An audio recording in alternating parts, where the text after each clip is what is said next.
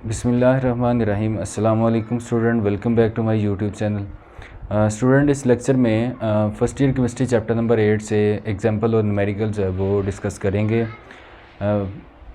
Scheme जो है हमारी 2022 में, उसमें चैप्टर नंबर 8 से हर साल ही चैप्टर नंबर 8 से जो है वो न्यूमेरिकल आता है, तो इस साल भी जो है वो आएगा।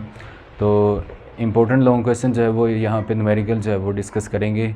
तो पहले चैप्टर वाली जो है वो एग्जांपल सॉल्व करेंगे, वन बाय वन चलते हैं एग्जांपल की तरफ। हमारी यहाँ पे है एग्जांपल नंबर 1। तो स्टेटमेंट मैं बुक से पढ़ देता हूँ। यहाँ पे लिखा हुआ हमारे पास के दो रिएक्टेंट है ए और बी। ए और बी दो रिएक्टेंट है, इसकी रिस्पेक्टिव कंसनट्रेशन जो इनिशियल कंसनट्रेशन है वो हमें दी हुई है। ये 0.5 लिखा हुआ है, इसका मतलब भी 0.5 ये 0.5 लिख लें या 0.5 लिख लें या 0.50 लिख लें तो एक ही बात है, ठीक है। इधर 0.6 है बी की। इनिशियल कंसंट्रेशन का मतलब है जब रिएक्शन अभी स्टार्ट पे था तो प्रोडक्ट हमारी जो थी वो 0 थी, ठीक है। सारे के सारे रिएक्टेंट पड़े हुए थे। कुछ टाइम गुजरा, जब रिएक्शन प्रोसीड हुआ तो इक्विलिब्रियम स्टेट एग्जिस्ट हुई। उस टाइम जो है वो ए की कंसंट्रेशन 5 से कम होके 0.2 रहेगी, 6.6 से कम होके 0.45 रहेगी। और इस तरफ जो है रिस्पेक्टिव इसकी सी की प्रोडक्ट जो है वो 0.15 जो है वो बन चुकी है। क्वेश्चन बड़ा ही इजी है, इसमें सिंपल पूछा हुआ उसने केसी की वैल्यू फाइंड करनी। स्टूडेंट, पहले तो आपकी एक बात जो है वो आपको क्लियर होनी चाहिए कि केसी का फार्मूला क्या होता है। हमेशा प्रोडक्ट की कंसंट्रेशन ऊपर और रिएक्टेंट की नीचे। ये जो नंबर ऑफ़ मोल, स्टूडेंट ये याद रखना आपने, ये अगर हम एग्जांपल देखें, जैसे ये यहाँ पे मैंने दी है एग्जांपल, ये नाइट्रोजन है, ये हाइड्रोजन है। तो यहाँ पे एटम, ये जो नंबर लिखा होता है ये है नंबर ऑफ़ एटम्स यानी मॉलिक्यूल्स है। और यहाँ पे ये जो ये अल्फ़ाबेट से पहले जो सिंबल से, एलिमेंट के सिंबल से पहले जो नंबर दिया होता है वो होता है नंबर ऑफ़ मोल यानी मोलर कंसंट्रेशन। ये जो मोलर कंसंट्रेशन होती है, जब हम केसी की वैल्यू लिखते हैं तो वो जितनी भी हो, फ़र्ज़ करें इधर 2 है, 3 है, 5 है, जितना भी हो तो वो रिस्पेक्टिव उसकी पावर में, एक्सपोनेंट पावर में चला जाएगा। यहाँ पे देखें, सी से पहले कोई नहीं था तो पावर के ऊपर कुछ नहीं है, सिंपल हमने लिख दिए। ब्रैकेट का मतलब होगा यहाँ पे कंसंट्रेशन, ठीक है, ब्रैकेट कंसंट्रेशन को शो करिए। और बी के ऊपर क्योंकि कुछ नहीं था तो नीचे कुछ नहीं आया, एक से पहले 2 था तो यहाँ पे 2 आ गया। रिस्पेक्टिव हमने इन तीनों की कंसंट्रेशन जो है वो पुट की इक्विलिब्रियम कांस्टेंट के ऊपर। जब हमारा रिएक्शन इक्विलिब्रियम पे था तो हमने केसी की वैल्यू जो है एक्चुअली फाइंड करना चाहिए। केसी की वैल्यू हमेशा इक्विलिब्रियम पे फाइंड होती है। तो हमें वैल्यू तीनों दे दी गई, ये वाली वैल्यू, ये नीचे वाली, ठीक है, ये दिस वन। तो ये वाली वैल्यू हमने इधर पुट की, आंसर हमारे पास सिंपल आ गया। यहाँ पे उसने लिखा हुआ है केसी का, तो केसी की वैल्यू होगी 8.3। सिंपल था न्यूमेरिकल हमारे पास। यहाँ पे केसी की हाँ जी, एग्जाम्पल नंबर 1 जो है वो सिंपल, इसका आंसर आया जो है वो हमारे पास 8.3 है। तो हम अपनी आसानी के लिए इधर इस न्यूमेरिकल के नीचे, हालांकि इसका यूनिट आता है, आप निकाल सकते हैं अगर हम निकालना चाहें तो। इसका यूनिट जो है मैं डायरेक्ट लिख देता हूँ। इसका यूनिट जो है वो मोल -2 और डेसीमीटर 6 होगा, ये इसका यूनिट होना है। लेकिन आपकी बुक के ऊपर, टेक्स्ट बुक के ऊपर जो है वो उन्होंने कहा है कि हम केसी की वैल्यू के साथ यहाँ पे यूनिट जो है वो इग्नोर करते हैं। दूसरे एग्जांपल की तरफ चलते हैं। एग्जांपल नंबर 2 है हमारे पास। ये बड़ी जो है इम्पोर्टेंट और जो है बार बार रिपीट होती है हमारी टेक्स्ट बुक के अंदर ये इक्वेशन। नाइट्रोजन हाइड्रोजन मिलके जो है वो अमोनिया बनाते हैं, रिवर्सिबल रिएक्शन है। तो यहाँ पे देखिए, नाइट्रोजन से पहले जो है वो 1, जहाँ पे कुछ नहीं होगा इसका मतलब यहाँ पे 1 होगा, ठीक है। और यहाँ पे हाइड्रोजन से पहले 3 है और अमोनिया से पहले 2 है। तो अगर इसकी हम देखें केसी की वैल्यू, हाँ जी, इस इक्वेशन में पूछा क्या उसने, मैं इसकी स्टेटमेंट पढ़ देता हूँ एक बार। हमारे पास कहता है कि नाइट्रोजन और हाइड्रोजन जो है वो कंबाइन होके अमोनिया बना रहा है। The value of KC in this reaction at temperature, ये हमें दिया हुआ। इस टेम्परेचर के ऊपर कहता है इस रिएक्शन की केसी की वैल्यू जो है, जो पिछले चैप्टर में, पिछले न्यूमेरिकल में हमने किसी जनरल रिएक्शन के लिए हमने केसी की वैल्यू फाइंड की ना, वो इस रिएक्शन के लिए ऑलरेडी दी हुई है, वो केसी की वैल्यू दी हुई है। और के पी की वैल्यू फाइंड करनी है। ये कंसंट्रेशन कांस्टेंट है in term of partial pressure. ये के पी लिखा पार्शियल प्रेशर के लिए कांस्टेंट, ये कंसंट्रेशन के लिए कांस्टेंट, ठीक है। तो फार्मूला एक्चुअली होता है के P is equal to K C R T, और इसकी पावर जो है change in number of mole यानी डेल्टा एन लिखा हुआ है। तो ये सारी वैल्यू स्टूडेंट हमें पता है यानी एक वैल्यू आपको केसी की वैल्यू दी है, आर की वैल्यू आपको खुद याद करनी पड़ेगी। आर की वैल्यू बड़ी इंपॉर्टेंट है, ये थर्ड चैप्टर के जो न्यूमेरिकल है उसमें भी इस्तेमाल होती है। उसके साथ टेम्परेचर, हमें जो भी न्यूमेरिकल जो टेम्परेचर दिया है तो हम जो है उसको केल्विन में किस तरह बदलते हैं, उसमें 273 ऐड करते हैं तो हमारे पास आंसर जो डिग्री का होता है वो केल्विन में निकल आता है। अच्छा जी, हमने फाइंड करना है के पी की value. K P value this is equal to K C into R T power जो है वो डेल्टा एन। के सी की वैल्यू ये हमें दी हुई है 6 इंटू 10⁻²। आर की वैल्यू ये हमें जनरल वैल्यू हमने याद कर लेनी है बच्चों, आपने खुद याद करनी है इसको, 0.0821 ATM पर डेसीमीटर क्यूब पर मोल पर केल्विन। इसके साथ जो है वो यहाँ पे डेल्टा एन की वैल्यू कैसे निकालते हैं। डेल्टा एन का मतलब है number of mole, change in number of mole. कैसे निकालेंगे, प्रोडक्ट के नंबर ऑफ मोल में से जब रिएक्टेंट के नंबर ऑफ मोल माइनस करेंगे तो आंसर हमारे पास डेल्टा एन का आ जाएगा, change in number of mole. कैसे, ये 2 कहाँ से है, ये वाला 2 है, ये 4 कहाँ से है, 3 और 1 जो है वो एक मिलके 4 हो गया। 2 - 4 करेंगे तो हमारे पास आंसर जो है वो 2 माइनस का 2 आ गया, सॉरी यहाँ पे माइनस का 2, ठीक है। तो इधर वैल्यू जो है, अब देखें वहाँ पे हमने डेल्टा एन की जगह वैल्यू -2 पुट की है। ये हमारे पास टी की टेम्परेचर की वैल्यू या आर की वैल्यू, यहाँ पे यूनिट हमने इग्नोर किया हुआ है अभी फ़िलहाल। तो के पी के लिए वैल्यू हमने लिखी, ये के सी की वैल्यू। तो स्टूडेंट अगर ये माइनस की -2 पावर है तो अगर इसको बटे के नीचे ले जाएंगे तो ये प्लस में चली जाएगी, सिंपल मैथ में इस्तेमाल होती टर्म। तो ये इसको हमने इसका सारे का स्क्वायर लेना है, इसका अलग से लेना है, इसका अलग से ज़रब दे देनी है और इससे डिवाइड हो के आंसर हमारे पास 1.5 इंटू 10⁻5 आया। अब देखें के सी का आंसर था 6 इंटू 10⁻2 और इधर के पी का आंसर है 1.5 इंटू 10⁻5। तो आंसर के साथ उसने ये वाज़ेह तौर पे स्टेटमेंट दी हुई है के पी इज़ लेस देन के सी। तो ये आंसर था के पी का, हमने फाइंड करना है। थर्ड एग्जांपल इस चैप्टर की स्टूडेंट आपने नहीं करनी, उसकी स्टेटमेंट तकरीबन 7 लाइनों के ऊपर मुश्तमिल है, ऐसे क्वेश्चन जो पेपर में नहीं आते। इसके बाद हम एग्जांपल नंबर 4 के ऊपर चलते हैं। एग्जांपल नंबर 4 है हमारे पास, कहता है कि what is the percentage ionization. Percentage ionization, किसी एसिड को जब हम डिज़ोल्व करते हैं तो उसकी आयोनाइजेशन जो है वो चेक करते हैं। तो कहता है हमें जो एसिटिक एसिड दिया हुआ है वो कितने % आयोनाइज होगा। तो ये हमने जो है ये फाइनल मालूम करनी वैल्यू। एक स्टेप जो है इसमें इन्वॉल्व होंगे, उसको देखते हैं। तो हमारे पास क्वेश्चन के अंदर उसने इनिशियल कंसंट्रेशन जो है एसिटिक एसिड की इनिशियल कंसंट्रेशन दी हुई है। ये इनिशियल कंसंट्रेशन होती है स्टूडेंट जब रिएक्शन स्टार्ट होता है, जैसे हमने पीछे एग्जांपल में देखा था। अभी रिएक्शन स्टार्ट हुआ था, इस एसिटिक एसिड की कंसंट्रेशन 0.1 थी, ठीक है। साथ में यूनिट इधर नहीं लिखते वरना सबके साथ आना मोल पर डेसीमीटर क्यूब, इधर भी मोल पर डेसीमीटर सबके लिए आएगा। इसके बाद जब स्टार्ट के ऊपर था, स्टार्ट के ऊपर ये सारे का सारा रिएक्टेंट था, प्रोडक्ट जो है वो 0 है, ये 0 लिखा है, ठीक है। उसके बाद इक्विलिब्रियम पे पहुंचा है तो 0.1 कंसंट्रेशन से एसिटिक एसिड की कंसंट्रेशन से हमें नहीं पता कितना आयोनाइज हुआ है, हमने सपोज कर लिया कि वैल्यू जो है वो x है। तो x वैल्यू इधर हमने लिख ली कि x कितना माइनस हुआ हमें नहीं पता। 2 प्रोडक्ट बने x से, हमें नहीं पता ये x की वैल्यू एक्चुअली है कितनी। हमने इसके लिए डिसोसिएशन कांस्टेंट, ये concentration constant for acid, acid A के लिए, इधर B होगा तो बेस के लिए, W होगा तो वाटर के लिए यूज़ करते हैं। ये अकॉर्डिंग टू सिचुएशन हम इसको चेंज करेंगे। तो यहाँ पे Ka की वैल्यू है, उसी तरह प्रोडक्ट की कंसंट्रेशन ऊपर और रिएक्टेंट की कंसंट्रेशन नीचे। प्रोडक्ट की कंसंट्रेशन हमने ये वाली अब रिएक्टेंट वाली लेनी है जो इक्विलिब्रियम के ऊपर, क्योंकि Kc कंसंट्रेशन कांस्टेंट जो है ये इक्विलिब्रियम पे आता है। तो यहाँ पे हमने ऊपर वाली वैल्यू दोनों के लिए ये वैल्यू इसकी थी, ये वैल्यू इसकी थी, ठीक है। ऊपर हमने x लिख लिया, नीचे एसिटिक एसिड की जो कंसंट्रेशन 0.1 थी, ठीक है।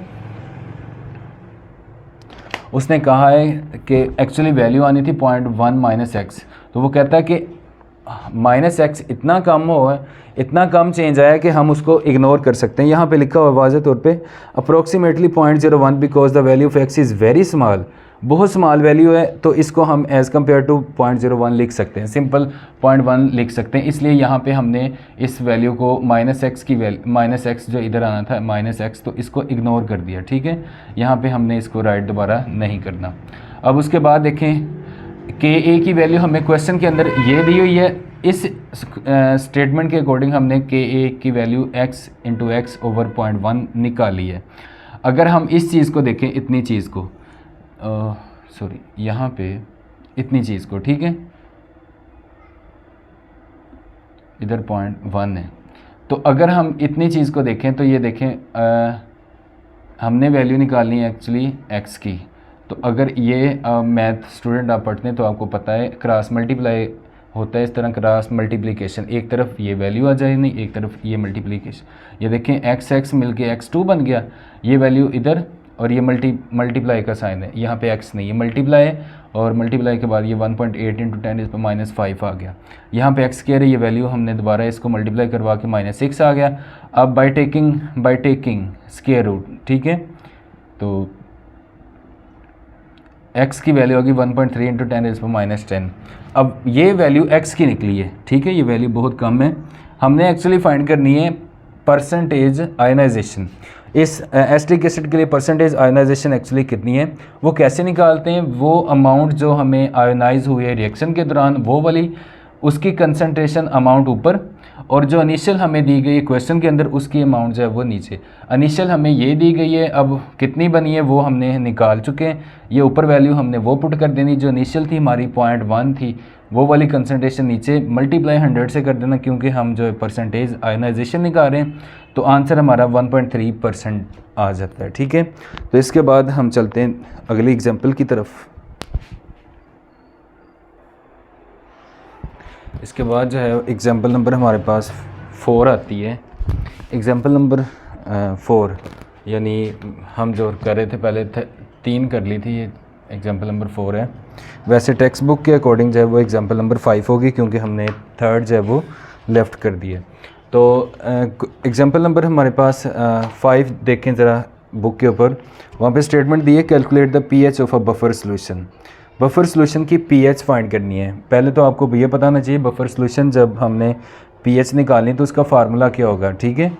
तो जब कहता है कि सोडियम एसीटेट की कंसनट्रेशन दी हुई है, एसिटिक एसिड की भी दी है, सोडियम एसीटेट की कंसनट्रेशन जो है 0.09 मोलर है, और Ka यानी कंसनट्रेशन कांस्टेंट फॉर एसिड यानी एसिटिक एसिड के लिए वो वैल्यू भी दी है। एक बात स्टूडेंट, पहले इसको सॉल्व करने से पहले आपको ये एमसीक्यूज़ है, आपका पेपर में मतलब एमसीक्यूज़ आ सकता है।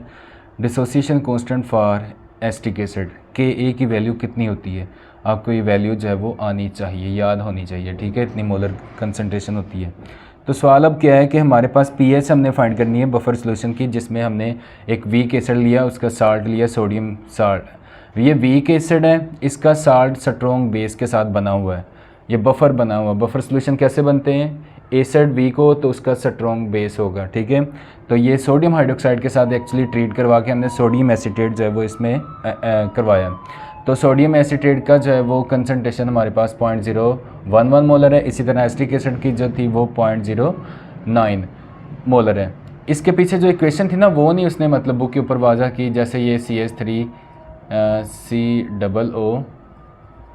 COOH और इसका रिएक्शन जो है वो सोडियम हाइड्रोक्साइड के साथ हुआ, यहाँ पे जो है वो सोडियम एसीटेट बनेगा और साथ में जो है वो वाटर बनेगा। तो ये उसने एक्चुअली ये रिएक्शन दिखाया कि इसकी कंसंट्रेशन हमें दी है, इसकी दी हुई है, तो आपने इसके लिए पीएच फाइंड करनी है। एक्चुअली ये बफर सॉल्यूशन बना हुआ है तो उसकी पीएच फाइंड करनी। पीएच फाइंड करने के लिए हमें pKa वैल्यू और ये वैल्यू हमें दी गई है, सिर्फ pKa वैल्यू निकालनी है। तो ऑलरेडी हम निकालेंगे pKa वैल्यू, कैसे निकालते हैं, -log Ka, -log K, बड़ा आसान फार्मूला pKa। एसिड के लिए ये pKa की वैल्यू निकाली -log × Ka। तो यहाँ पे Ka की वैल्यू हमें दी हुई है, -log वैल्यू पुट करनी, ये वैल्यू Ka की है, पुट की 4.74 आंसर आया। ये pKa का आंसर है। तो ये आंसर हमें चाहिए था pH वाले फार्मूले में। pH का फार्मूला होता है pKa + log salt over base. ये याद रखना स्टूडेंट, ये मैंने H ऊपर लिखा, आपने इस तरह नहीं लिखना pH, ठीक है, ये गलत होता है pH। इस पावर ऑफ हाइड्रोजन जो है वो ऊपर इस यहाँ पे लिखी जाती है। तो फार्मूला हमारा है pK + log salt over base. Salt की कंसनट्रेशन हमें दी हुई है, बेस हमें 0.09, ये क्वेश्चन के अंदर दिया हुआ, बेस किसके साथ रिएक्शन करवाया। अब इसको सोल्व कैसे करना है, ये वैल्यू हमने ये वैल्यू पुट कर दी है। ये यहाँ पे लिखा 4.74 + log 0.11 / 0.09। तो इसको आपने पहले डिवाइड कर लेना, जो आंसर आएगा उसका लॉग ले लेना, फिर ये उसका आंसर है उसको हमने ये हमारी पी के वैल्यू में ऐड किया तो आंसर हम आ गया पी एच का आंसर आया है 4.83। मैंने आपको पहले बता दिया स्टूडेंट ST एसिड जो है वो एक वीक एसिड है, तो देखें उसके लिए पीएच की वैल्यू जो है वो बहुत कम आई है। इसके साथ जो है एग्जांपल नंबर जो है आपकी बुक के अकॉर्डिंग जो है वो एग्जांपल नंबर 6 बनती है, उसमें हमने सॉल्युबिलिटी प्रोडक्ट जो है वो फाइंड करना है। ठीक है, सॉल्युबिलिटी प्रोडक्ट जो है वो, तो एग्जांपल नंबर 5 जो है हमारे पास है, हमने एक्चुअली एक कंपाउंड ये साल्ट लिया है लेड फ्लोराइड, उसका हमें मैस भी दिया हुआ है, उसका मोलर मैस हमने खुद निकालना है। तो वो हमने एक्चुअली ये फाइंड क्यों कर रहे हैं, हमें चाहिए नंबर ऑफ़ मोल। हमें इस न्यूमेरिकल में हमने नंबर ऑफ़ मोल या मोलर कंसनट्रेशन साल्ट की नहीं दी, वो हमने खुद ऐसा फाइंड करनी है। ये क्वेश्चन मैं रीड करता हूँ, यहाँ पे लिखा है solubility the solubility of lead difluoride at 25 degree के ऊपर हमें वैल्यू मैस दिया हुआ है, वो मैस ग्राम्स के अंदर वैल्यू दी हुई है, ग्राम्स के अंदर वैल्यू वो दी है। तो हम एक ग्राम की वैल्यू से कैसे कंसनट्रेशन डेसीमीटर मोल पर डेसीमीटर क्यूब की निकालते हैं, तो ये हम चलते हैं ज़रा इस क्वेश्चन की तरफ। हमें सबसे पहले मैस हमें दिया है क्वेश्चन के अकॉर्डिंग, और हमें कहा है कि KSP यानी solubility product for concentration of lead fluoride के लिए हमें फाइंड करनी है, यानी KSP की वैल्यू फाइंड करनी है। तो यहाँ पे SP का मतलब है सॉल्युबिलिटी प्रोडक्ट, एक साल्ट कितना सॉल्युबल हुआ है, उसकी आयनाइजेशन कितनी हुई है, उसकी हमने कंसनट्रेशन वैल्यू फाइंड करनी है। मैस क्वेश्चन दिया हमें mass of lead fluoride dissolve, जो हल हो चुका है वो 0.64 ग्राम है। तो ये लिटरेचर के अंदर आपको वैल्यू टेबल से आपने याद करनी है कि लेड एक एटम की कितनी, आप डायरेक्ट फ़िलहाल जो है वो मगअब कर लें, इसको रट्टा लगा लें कि लेड डाइफ्लोराइड जो है वो वैल्यू कितनी है, 245.2 ग्राम्स आती है। तो ग्राम पर मोल आएगी इधर वैल्यू पूरी। ठीक है, तो हम एक्चुअली फाइंड क्या करना चाह रहे हैं, नंबर ऑफ़ मोल। इसके लिए मैस भी आ गया, मोलर मैस भी, या मोलिकुलर मैस यानी molar mass, mass of substance over molecular mass. Number of mole actually ये हमारे पास मॉलिक्यूल है, तो हम लिखते हैं number of mole for molecule, this is equal to number mass of molecule over molecular mass of molecule. तो value हमारे पास इसको डिवाइड करने से आती है 2.6 × 10⁻³ अब ये देखें, हमने ये साल्ट लिया था, ये आयोनाइज हुआ है, लेड अलहदा हुआ पॉजिटिव केटाइन, और ये एनाइन अलहदा हो गया। यहाँ पे हमें जो इनिशियल ये कंसनट्रेशन मिली है, ये सारी की सारी रिएक्टेंट की कंसनट्रेशन है। जब टाइम अभी ज़ीरो था, तो टाइम ज़ीरो के ऊपर जो है वो वैल्यू दोनों की दोनों जो थी, प्रोडक्ट जो थी वो ज़ीरो थे। जब टाइम थोड़ा सा गुजरा है, तो टाइम गुजरने के साथ देखें सारी प्रोडक्ट जो है वो कन्वर्ट हो चुकी है। रिएक्टेंट के अंदर अब वैल्यू ज़ीरो रहेगी जब इक्विलिब्रियम के ऊपर है। इक्विलिब्रियम एक्चुअली ये के मीन कंसनट्रेशन कांस्टेंट है, तो ये इक्विलिब्रियम के ऊपर ही वैल्यू हमें फाइंड करवाता है। ठीक है, ये सारी की सारी वैल्यू प्रोडक्ट में बदल गई। अब यहाँ पे एक स्टूडेंट ये बात समझने वाली है, इसके लिए लेड के लिए अलग से ये वैल्यू है, और जितनी लेड बना है उससे डबल जो है वो फ्लोराइड आयंस की वैल्यू आएगी। क्यों? क्योंकि यहाँ पे molar concentration number of mole कितने लेड के 1 है, फ्लोराइड के कितने 2 हैं। तो जो वैल्यू ये जो थी, जितना लेड बनेगा उतना ही फ्लोराइड भी बनेगा, लेकिन फ्लोराइड की इंटू 2 करेंगे, क्योंकि यहाँ पे हमारे पास मोलर कंसनट्रेशन 2 है, तो इसको 2 से मल्टीप्लाई करवा के जो भी आंसर आएगा, ये देखिए फार्मूला कैसे, सिंपल फार्मूला है, KSP this is equal to cation into A9.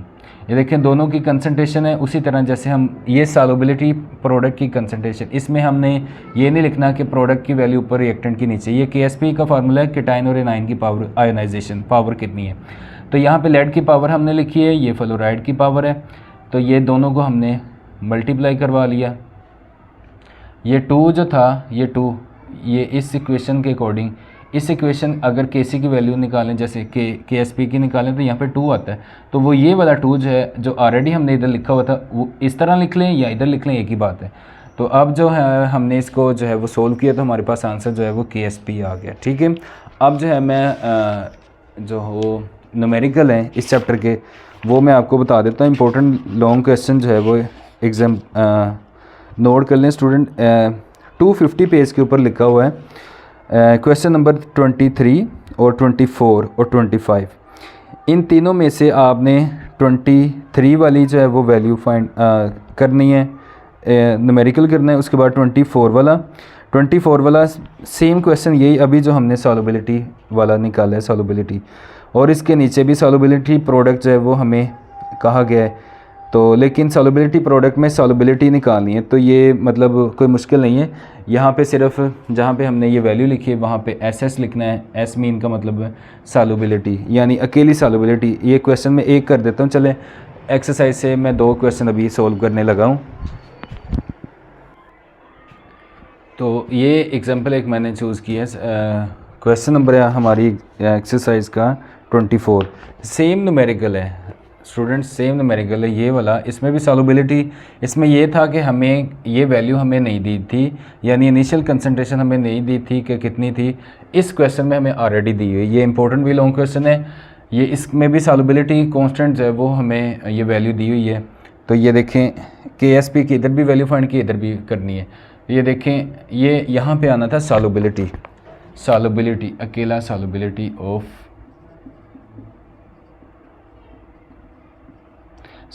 Of calcium fluoride.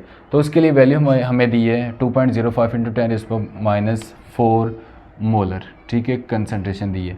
अब इक्वेशन हमने लिखी है कैल्शियम फ्लोराइड, तो सिंपल वो केटाइन और एनाइन अलहदा हो गया। अब इनिशियल कंसंट्रेशन हमारे पास ये थी, रिएक्टेंट सारे के सारे रिएक्टेंट थे, प्रोडक्ट 0 थे। जब टाइम इक्विलिब्रियम पे पहुंचा तो सारे हमारी 0 रिएक्टेंट रह गए, प्रोडक्ट जो है वो सारी दोनों तरफ वो जो केटाइन की और एनाइन की सेम जो है वो बन गई। जैसे इधर 2 था फ्लोरीन, इधर भी 2 था फ्लोरीन, तो फ्लोरीन की वैल्यू जितनी भी थी उसको मल्टीप्लाई 2 से किया। यहाँ पे भी हम 2 से करेंगे, तो ये वैल्यू यहाँ पे लिखना 2, ठीक है। और यहाँ पे देखें फार्मूले में जब KSP का फार्मूला लिखा, ये सॉल्युबिलिटी है और इसके लिए हमने कांस्टेंट की वैल्यू फाइंड करनी KSP। तो उसी तरह केटाइन एनाइन की पावर मल्टीप्लाई करनी, ये पावर 2 जो थी, ये 2 तो कंसंट्रेशन वाली थी ना, साथ वैसी आ गई, ठीक है। तो हम यहाँ पे इसका आंसर निकला हमारे पास है 3.446 × 10⁻11 मोल क्यूब DM-9। तो अगर हम क्वेश्चन नंबर 23 पे आएँ, 23 में जो बेंजोइक एसिड वाली एग्जांपल, उसमें ये वाली एग्जांपल पुट हो रही है, यानी एग्जांपल जैसे ही न्यूमेरिकल एक्सरसाइज में दिए हुए हैं। जो 23 वाला न्यूमेरिकल बेंजोइक एसिड जो इंपॉर्टेंट भी है वो ये सेम एग्जांपल है। हमने pH की वैल्यू फाइंड करनी है, हम बाकी वैल्यू हमें दी हुई है, हमने pH की वैल्यू फाइंड करनी है, सिंपल है न्यूमेरिकल।